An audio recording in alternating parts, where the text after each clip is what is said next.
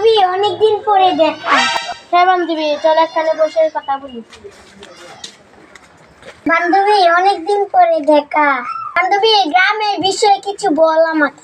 আচ্ছা ঠিক আছে, শুন তাহলে শোন বান্ধবী, আমাদের গ্রামে ভয়ঙ্কর একটা জায়গা আছে।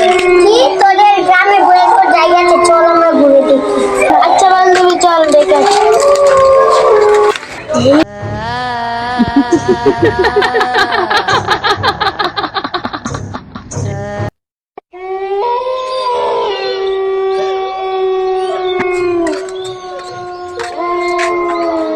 বান্ধবী, এটাই ভয়ঙ্কর ঘর।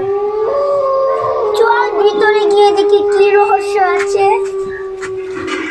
এই দেখ, তোর ভয়ঙ্কর ঘরে এসে পড়েছি।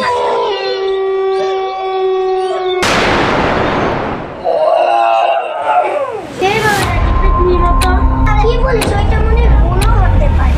না বান্ধবী, তুই এখানে থেকে আমি চলে যাই। না না, আমি চলে যাই, তুই থাক। কি বলিস?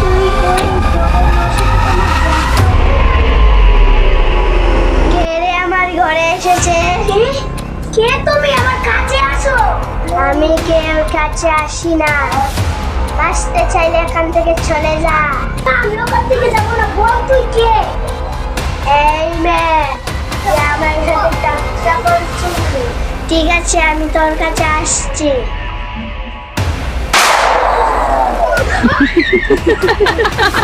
আমাকে চিনিস? আমি কে? আমাকে মাফ করে দাও। আমি এখান থেকে চলে যাচ্ছি। আচ্ছা, তুই এখান থেকে চলে যা, আর কখন এখানে আসবি না। বান্ধবী, তুই তো ঠিক কথাই বলেছিলে। ওইখানে একটা ভূত আছে। তাহলে চল আমরা সাধু বাবার কাছে যাই। চল, ঠিক আছে, আমরা সাধু বাবার কাছে যাই।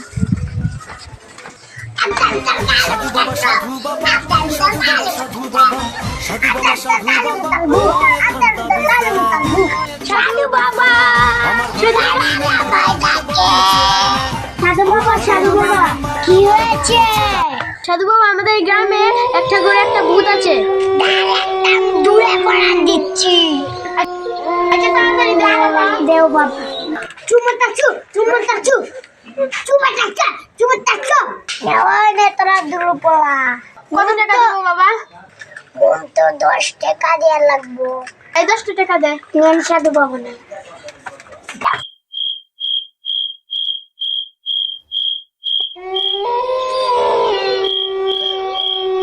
এই কি হচ্ছে? ভূতের ঘর। এই পেতনি, তুই কোথায়?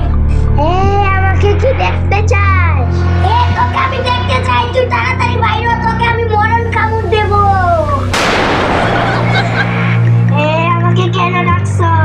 এখন তোকে আমি চুমানটা চুইয়ে মেরে ফেলবো। তাড়াতাড়ি দূরে পড়াটা দিয়ে।